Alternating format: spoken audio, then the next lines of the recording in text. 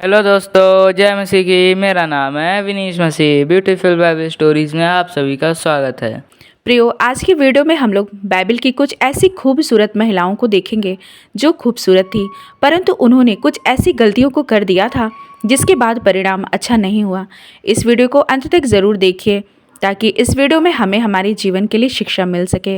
यदि अभी तक आपने हमारे इस चैनल को सब्सक्राइब नहीं किया है तो सब्सक्राइब कर दीजिए और बेल आइकन को भी दबा दीजिए, जिससे आने वाली वीडियो की नोटिफिकेशन आपको जल्द मिलने पाए। तो आइए वीडियो स्टार्ट करते हैं। यदि महिलाओं की गलतियों को देखें तो सबसे पहले नंबर पर आती है दुनिया की सबसे पहली महिला हव्वा। परमेश्वर ने 5 दिनों तक समस्त सृष्टि को बनाए और छठवें दिन परमेश्वर ने नर और उसके बाद नारी को बनाए। परमेश्वर ने आदम को कहा कि अदन नामक वाटिका के सभी वृक्षों के फल तुम बेखटके खा सकते हो, परंतु वाटिका के बीचों बीच जो भले और बुरे के वृक्ष का फल है तुम उसे ना तो छूना और ना खाना, नहीं तो अवश्य मर जाओगे। अब आदम के गैर मौजूदगी में हवा के पास धूर्त सर्प आकर उसे वही भले और बुरे के वृक्ष का फल खाने को प्रलोभन देता है, जिसके बाद हवा ने उस फल को खा लिया और दूसरी गलती उसने अपने पति आदम को भी खिला दिया। इस गलती की वजह से उनके ऊपर और उनके बाद उनके वंशजों पर भी मृत्यु आ गई। फल खाने के बाद वे आत्मिक तौर पर उसी समय मर गए थे। अब बाद में शारीरिक मृत्यु को भी न्योता दे दिए थे, जो बाद में उनके पीढ़ियों पर आती। नंबर 2, सारा। प्रियो, कुलपिता अब्राहम की पत्नी सारा बेहद खूबसूरत थी। उनकी खूबसूरती के कारण ही मिस्र का फिरौन, जो उस समय पर शासन कर रहा था, उसे अपनी पत्नी बनाना चाहता था, परंतु परमेश्वर ने फिरौन को सारा को छूने भी नहीं दिया, बल्कि उससे बचाया। सारा और अब्राहम की कोई संतान नहीं थी, वे दोनों बूढ़े भी हो चुके थे, परंतु परमेश्वर ने उनसे वादा किए कि उनका वंश आकाश के तारागणों के समान ज़्यादा होगा। अब्राहम ने तो परमेश्वर पर पूरा विश्वास किया था, सारा ने भी विश्वास करके अब्राहम का साथ भी दिया, परंतु देर होने पर सारा ने अपनी मिस्री दासी हाजिरा को अपने पति अब्राहम की पत्नी होने के लिए दे देती है, जबकि उसे ऐसा नहीं करना चाहिए था। कुछ समय और रुककर परमेश्वर की बाट जोहती, परंतु उसने जल्दी ही निर्णय लिया और हाजिरा के द्वारा एक संतान उत्पन्न हुआ। उसके कुछ समय बाद परमेश्वर के द्वारा किए गए वादे से सारा को भी एक संतान उत्पन्न हुआ, जो प्रतिज्ञा का वारिस था। लेकिन इसके पहले सारा और अब्राहम के द्वारा इसहाक पैदा होता, उसके पहले हाजिरा से इस्माइल उत्पन्न हो गया। अब उसी से एक राष्ट्र की शुरुआत थी। नंबर 3, राहेल। अब्राहम के पुत्र इसहाक का पुत्र याकूब अपने भाई एसाव के डर से अपने मामा लबान के घर भागकर चला जाता है, जहां पर उसे अपने मामा की छोटी बेटी राहेल से प्यार हो जाता है। मामा लबान की 2 बेटियां थीं, लिया और राहेल। लिया धुंधली आंख वाली, परंतु राहेल बेहद खूबसूरत थी। राहेल से विवाह करने के लिए याकूब ने अपने मामा लबान का सेवा किया, उसकी भेड़ बकरियों को चराता था। याकूब के विवाह के दौरान उसका विवाह राहेल के साथ नहीं हुआ। लबान ने अपनी बड़ी बेटी लिया का विवाह धोखे से याकूब के साथ करा देता है। राहेल से विवाह करने के लिए याकूब 7 साल और लबान की भेड़ बकरियों को चराता था। राहेल से विवाह के बाद राहेल को कोई संतान नहीं हो पा रहा था, क्योंकि राहेल बांझ थी, लेकिन लिया से अभी तक 4 पुत्र हो चुके थे। तब राहेल ने अपनी दासी बिल्हा को याकूब की पत्नी होने के लिए दे दी। उसके बाद उसकी दासी से संतान उत्पन्न होने लगे। छोटी बहन राहेल ने तो गलती किया ही था, परंतु लिया ने भी अपनी दासी जिल्पा को अपने पति याकूब को उसकी पत्नी बनने के लिए दे दी, ताकि उसके द्वारा भी संतान उत्पन्न हो। जबकि अब्राहम इसहाक और उसके बाद यूसुफ के साथ परमेश्वर का नाम चला कि अब्राहम याकूब और यूसुफ का परमेश्वर।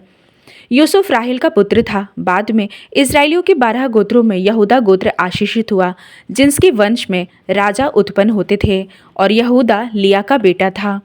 नाओमी की बहू रूत और बोअज के द्वारा जो संतान उत्पन्न हुआ, जिसका नाम ओबेद रखा गया, उसके जन्म के पहले रूत और बोअज के विवाह के समय लोगों ने रूत को राहेल और लिया के समान फलवंत स्त्री बोले, जिल्पा और बिल्हा को नहीं। रूत की पुस्तक उसके 4 अध्याय उसके 11 में लिखा है, तब फाटक के पास जितने लोग थे उन्होंने और वृद्ध लोगों ने कहा, हम साक्षी हैं, यह स्त्री जो तेरे घर में आती है उसको यहोवा इज़राइल के घराने की 2 उपजाने वाली राहेल और लिया के समान करे। इन दोनों बहनों ने आपस में जलन के कारण जल्दबाजी कर दी। राहेल ने पहली गलती की, बाद में उसे भी संतान उत्पन्न हुआ था। नंबर 4, लूत की पत्नी। प्रियो, लूत अब्राहम का भतीजा था, जो उसके साथ कसदियों के ऊर नगर से अब्राहम के साथ साथ आया था। अब्राहम और लूत दोनों के पास भेड़ बकरियां ज़्यादा थी, इसलिए वे एक जगह पर नहीं रह पा रहे थे। तब दोनों ने अलग अलग स्थानों पर रहने का फैसला लिया। अब्राहम तो कनान देश में ही रुक गया, लेकिन लूत सदोम और अमोरा देश की तरफ बढ़ चला। वहाँ के लोग परमेश्वर के लेखे में बुरे थे और उनकी बुराइयों के कारण परमेश्वर अपने स्वर्गदूतों को भेजकर सदोम और अमोरा को नाश करना चाहते थे। स्वर्गदूतों ने वहां पहुंचकर सुबह लूत और उसकी दोनों बेटियों को जल्दी वह जगह छोड़कर जाने के लिए कहते हैं। वे जा भी रहे थे, परंतु लूत की पत्नी एक बार पीछे मुड़कर देखने लगी और वहीं पर नमक का खंभा बन गई, जबकि स्वर्गदूतों ने उन सब से कहा था कि पीछे मुड़कर मत देखना। लूत की पत्नी की गलती की वजह से वह वहीं पर नमक का खंभा बन गई और लूत और उसकी दोनों बेटियां अकेले रह गईं। नंबर 5, लूत की दोनों बेटियों के द्वारा बड़ी गलती। सदोम और अमोरा के विनाश से लूत और उसकी दोनों बेटियां बच गई थीं। इसलिए वह और उसकी दोनों बेटियां वहां एक गुफा में रहने लगे। तब बड़ी बेटी ने छोटी से कहा, हमारा पिता बूढ़ा है और पृथ्वी भर में कोई ऐसा पुरुष नहीं जो संसार की रीति के अनुसार हमारे पास आए। इसलिए हम अपने पिता को दाख मधु पिलाकर उसके साथ सोए, जिससे कि हम अपने पिता के वंश को बचाए रखें। अतः उन्होंने उसी दिन रात के समय अपने पिता को दाख मधु पिलाया। तब बड़ी बेटी जाकर अपने पिता के पास लेट गई, पर उसने ना जाना कि वह कब लेटी और कब उठ गई। और ऐसा हुआ कि दूसरे दिन बड़ी ने छोटी से कहा, देख, कल रात को मैं अपने पिता के साथ सोई, इसलिए आज रात को हम उसको फिर से दाख मधु पिलाएं। तब तू जाकर उसके साथ सोना कि हम अपने पिता के द्वारा वंश उत्पन्न करें। तब उन्होंने उस दिन भी रात के समय अपने पिता को दाख मधु पिलाया और छोटी बेटी जाकर उसके पास लेट गई, पर उसको उसके भी सोने और उठने के समय का ज्ञान नहीं था। इस प्रकार से लूत की दोनों बेटियां अपने पिता से गर्भवती हुई। बड़ी एक पुत्र जनी और उसका नाम मोआब रखा। वह मोआब नामक जाति का जो आज तक है मूल पिता हुआ। और छोटी भी एक पुत्र जनी और उसका नाम बेनम्मी रखा। वह अम्मोन वंशियों का जो आज तक है मूल पिता हुआ। लूत की दोनों बेटियों के द्वारा उठाया गया यह गलत कदम सदोम और अमोरा की तरह ही दुष्टता का काम था। अपने पिता के वंश को बढ़ाने के लिए उन दोनों ने बिना सोचे समझे, बिना परमेश्वर के भय के इतना बड़ा गलत फैसला कर डाला, जबकि लूत का इन दोनों के गलत फैसले का शिकार हुआ था। क्योंकि लिखा है, उन दोनों ने लूत को दाख मधु पिलाया था, जिसके कारण उन दोनों के उठने और लेटने की जानकारी लूत को नहीं था। बड़ी बेटी के द्वारा उत्पन्न हुआ बच्चा मोआब आगे चलकर एक बड़ी जाति बना। उसके राज्य में सब दूसरे देवी देवताओं के मूर्ति पूजक थे। मोलेक नामक देवता की पूजा उस समय के लोग किया करते थे। कनान देश पहुंचने के लिए जब इजरायली उनके देश से होकर जा रहे थे, तब इनके राजा ने इन्हें अपने देश से जाने नहीं दिया था। लूत की छोटी बेटी का पुत्र बेन अम्मी, जिसका वंश अम्मोनी कहलाए, जब इजरायली और यहूदा के राज्यों ने कनान की भूमि पर कब्जा किया था, तब अम्मोन और मोआब तथा एदोम के राज्य यरदन नदी के पूर्व में शासन करते थे।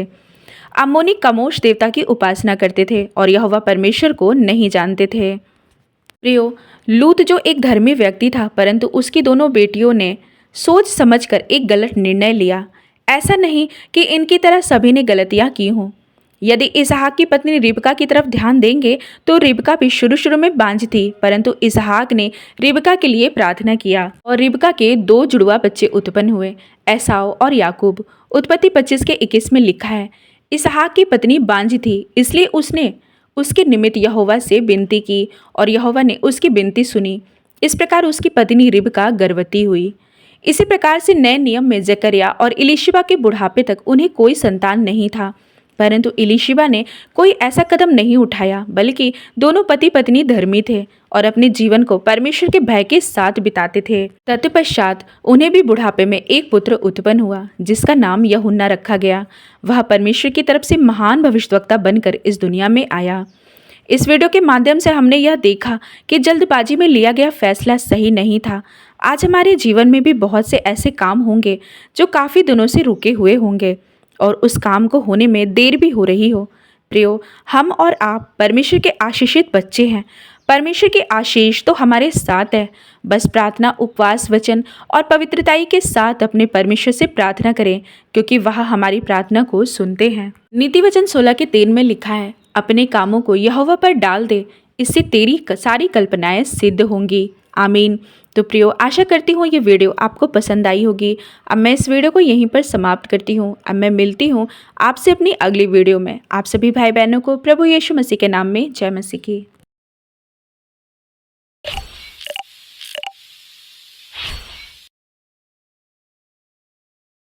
तो दोस्तों, कैसी लगी आपको स्टोरी कमेंट में लिख के बताइए। आगे ही ऐसी वीडियो देखने के लिए हमारे चैनल को सब्सक्राइब कर दीजिए। जय मसीह की दोस्तों।